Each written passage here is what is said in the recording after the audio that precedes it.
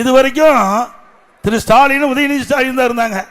இப்போ திரு ஸ்டாலினுடைய மனைவி துர்கா அம்மாவும் வந்துட்டாங்க. போதாதுக்கு அவர்களும் திரு ஸ்டாலினை புகழ்ந்து பேசிட்டு இருக்கிறாங்க.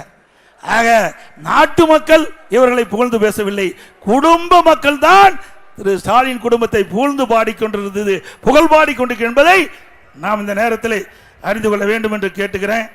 அது மட்டும் இல்ல, இன்றைக்கு எண்ணி பாருங்க, இன்றைக்கு நாட்டில் எத்தனையோ கட்சி இருக்குது, தமிழகத்திலையும் இருக்குது, நம்ம நாட்டிலையும் இருக்குது.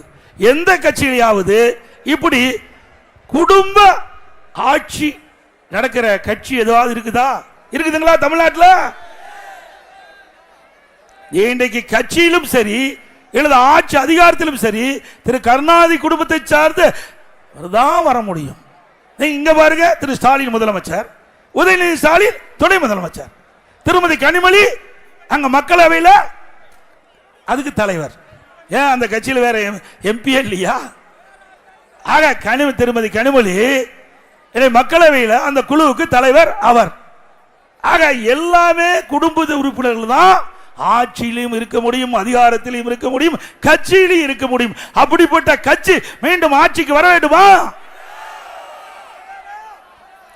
இன்றைக்கு ஒரு குடும்பம் வாழ, திரு ஸ்டாலின் குடும்பம் வாழ 8 கோடி மக்கள் சுரண்டி வாழ்வதை நாம் அனுமதிக்கலாமா?